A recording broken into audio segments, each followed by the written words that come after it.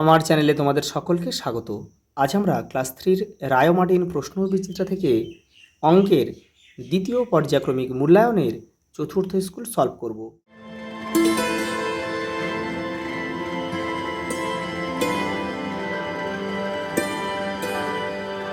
দেখো 4 নম্বর স্কুল, যারা আগের সেটগুলো দেখোনি কিংবা বাংলা, পরিবেশ, ইংরেজি দেখোনি, তারা কিন্তু চ্যানেলের প্লে লিস্টে যাবে, গিয়ে ওখানে কিন্তু সব সেটগুলো দেওয়া রয়েছে একটা প্লে লিস্টের মধ্যে, ওখান থেকে তোমরা ওগুলো করে নেবে। দেখো একটি বর্গক্ষেত্র অঙ্কন করো। এটা কিন্তু তোমরা স্কেল আর পেন্সিলের মাধ্যমে মেপে মেপে করবে। বর্গক্ষেত্রের 4টি বাহু কিন্তু সমান হবে। এটা যদি 1 সেমি হয়, এটাও 1 সেমি, এটাও 1 সেমি, এটাও 1 সেমি। এটা আমি কিন্তু হাত দিয়ে করলাম, এটা কিন্তু সঠিক মাপ হলো না, তোমরা পেন্সিল দিয়ে আর স্কেল দিয়ে কিন্তু করবে এটা। দেখো দশক হলো এককের কত গুণ? দশক মানে 10 আর একক মানে 1, তাহলে 1-এর কত গুণ আছে এটা? তাহলে 10 গুণ। তাহলে উত্তর আমরা কী লিখব? 10 গুণ।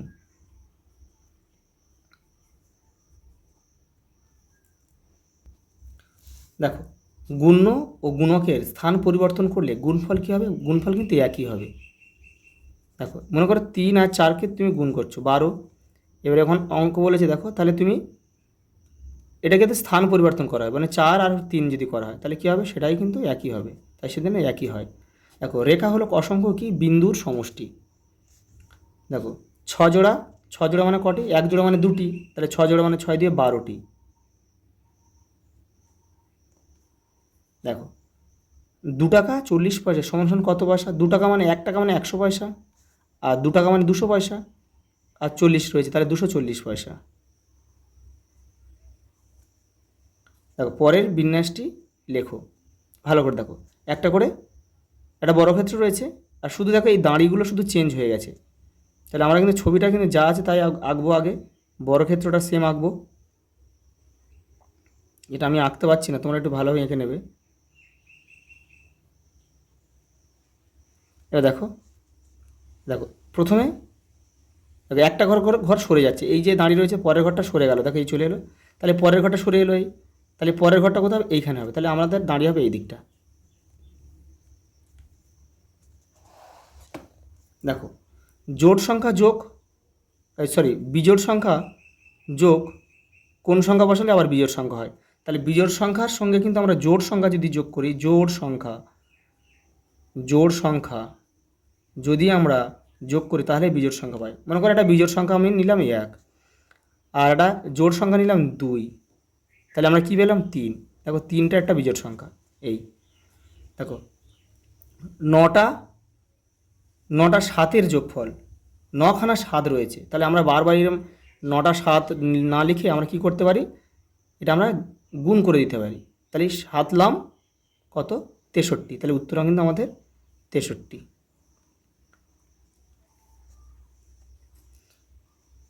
কোনো সংখ্যাকে 5 দিয়ে ভাগ করলে ভাগশেষ কত হতে পারে? 5-এর কম, তাহলে 5-এর কম এখানে কী আছে দেখো?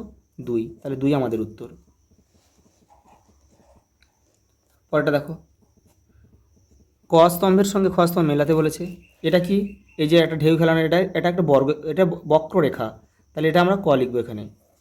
এখানে এটা কি? এটা একটা ত্রিভুজ, 3টে বাহু রয়েছে, তাহলে ত্রিভুজ, তাহলে এই যে ত্রিভুজ রয়েছে দেখো। এটা কি? এটা কিন্তু একটা আয়তক্ষেত্র, এই যে আয়তক্ষেত্র। দেখো তার দৈর্ঘ্য কিন্তু বড় হবে, প্রস্থ কিন্তু ছোট হবে, এই যে আয়তক্ষেত্র। এটা কি? এটা অর্ধবৃত্ত, মানে বৃত্তটাকে হাফ করে দিয়েছে, একটা বৃত্ত তাকে হাফ করে দিয়েছে। এটা অর্ধবৃত্ত, এটা একটা অর্ধবৃত্ত, তাহলে এটা আমরা ঘ লিখব। দেখো কি বলেছে, নিচের প্রশ্নগুলির নির্দেশ মতো উত্তর দাও। এটা ভাগ করতে বলেছে, দেখো আমি ভাগটা এখানে করে দিই। 6 ভাগ কত? 40, 5। ভালো করে দেখো, এটা প্রথমে 4 রয়েছে, 4-এর মধ্যে 6 যায় না, তাহলে আমরা কী করবো? এটা পুরোটা নেবো, 40 নেবো, তাহলে 6 6 6 36। দেখো 6 6 36, 6 7 42 বেশি হয়ে যাচ্ছে, তাহলে 6 খাবে, 6 6 36। কী নামবে? শূন্য থাকলে 10 ধরতে হয়, তাহলে 10 থেকে 6 বাদ দিলে কত হয়? 4। হাতে 1 এখানে চলে এলো, 4 4 মিলে গেল 0, দেখে নাও 5 বসে গেল। তাহলে 6 রয়েছে, 6 7 42, 27, 6 48 বেশি হয়ে যাচ্ছে, তাহলে 6 7 42, তাহলে উত্তর 3 অবশিষ্ট থাকলো, আর উত্তর হলো 67। ভাজ্য, ভাজক, ভাগফল ও ভাগশেষ লেখো।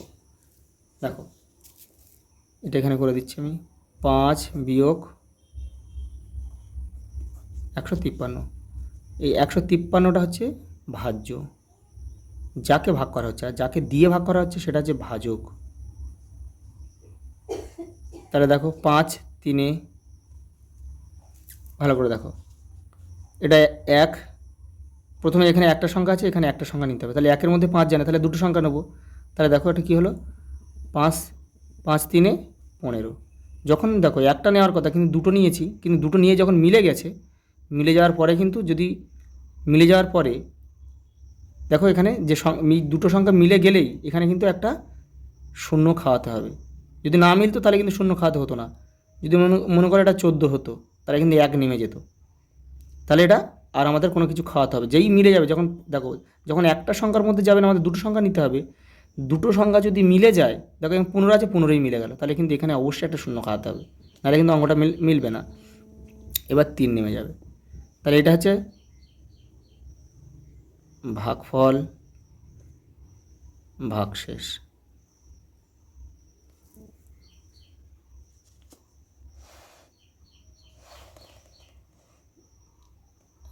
দেখো যোগ, দেখো এখানে 75 রয়েছে আর 25 রয়েছে, 50 রয়েছে, তাহলে কত হলো 25, দেখো 125, তাহলে 125, তাহলে 125-এর মধ্যে কিন্তু ক টাকা ঢুকেছে, 1 টাকা ঢুকেছে, যেহেতু 100 পয়সা 1 টাকা, তাহলে আমরা শুধু এখানে 25 লিখবো কিন্তু। আর 1 টাকাটা কী করবে, এবারে আমরা যোগ করে দেবো, এই যে এখানে আমরা যোগ করে দিলাম 1 টাকাটা। তাহলে দেখো 5 আর 1 6, 6 আর 7 কত 13, 13 3 হাই থাকে 1, 2 1 3, 3 3 6, 63 টাকা 25 পয়সা আমাদের উত্তর। দেখো এবার একটা বিয়োগ রয়েছে, দেখো 50, দেখো এখানে শূন্য আছে মানে 50টা কিন্তু বসে যাবে। এখানে কি শূন্য রয়েছে, শূন্য রয়েছে, আমরা কি ধরবো উপরে, উপরে কিন্তু আমরা 10 ধরবো। তাহলে 10 থেকে আমরা 2 বাদ দেবো, কত হবে 8। আর হাতে কত ছিল, হাতে 1, হাতে 1টা এখানে দাও, দিলে কত 3 হয়ে গেল, 3-এর কয় দাও 4, 1 দাও 4, তাহলে 18 টাকা 50 পয়সা আমাদের উত্তর।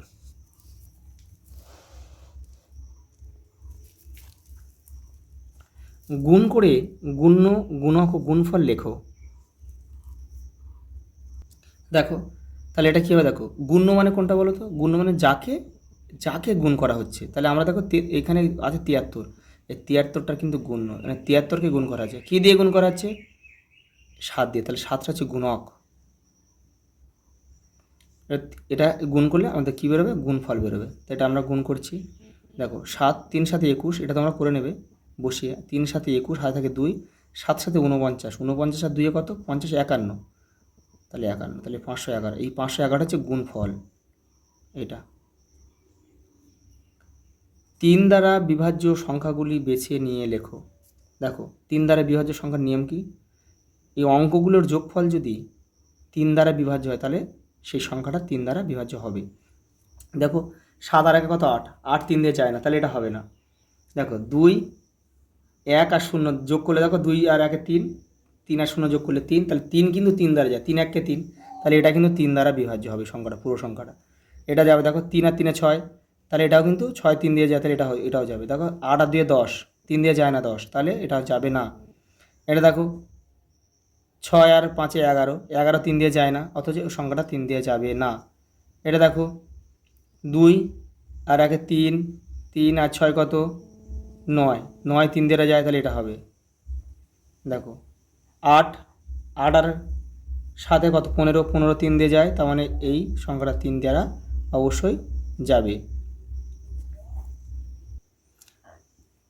পরের প্রশ্ন দেখো, শিক্ষক দিবসে অনুষ্ঠানে ছাত্রছাত্রীরা 225টি চারা গাছ নিয়ে এসেছে।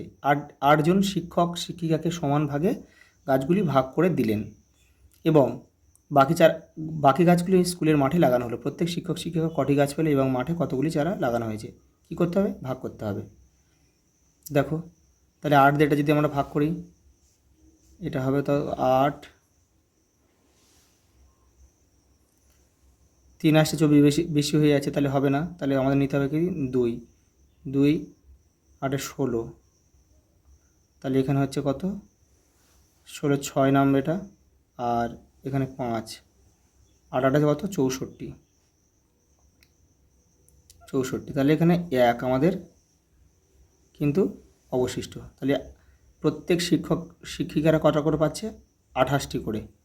আর একটি চারা কিন্তু পড়ে থাকবে, সেটা স্কুলের বিদ্যালয়ে বসানো হবে। পরেরটা দেখো, বাবা বাজারে 100 টাকা নিয়ে গেলেন, সেখান থেকে 50 টাকা 50 পয়সার মাছ ও 20 টাকার আলু কিনলেন। এখন বাবার কাছে কত টাকা আছে? দুটো যোগ করো। দেখো এখানে দেখো দুটো যোগ করো আগে। 50 টাকা আর এপারে রয়েছে কত? 50 পয়সা। আলু কিনেছে কত? 20 টাকার। পয়সা নেই, শুধু টাকা এখানে। তাহলে এটা যোগ করো। 50 পয়সা বসে যাবে, আর এখানে 20 আর 50 70 টাকা। 70 টাকা 50 পয়সা কিন্তু বাবা বাজার করেছে। তাহলে বাবার কাছে পড়ে রয়েছে কত? তাহলে 100 থেকে এটা বিয়োগ করতে হবে। 100 টাকা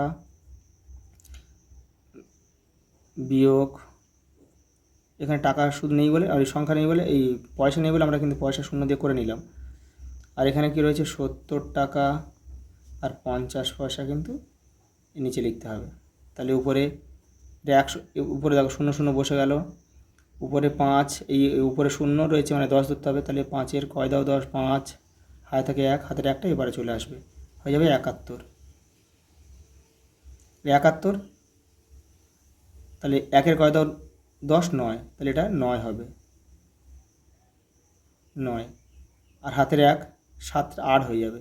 তাহলে 8-এর কয় দাও? 10, 2, তাহলে 29। হাতে 1 ছিল, এটা মিলে যাবে 0। তাহলে 29 টাকা 50 পয়সা বাবার কাছে এখনও রয়ে গেছে। আচ্ছা, এই পর্যন্ত, দেখাবে পরের ভিডিওতে।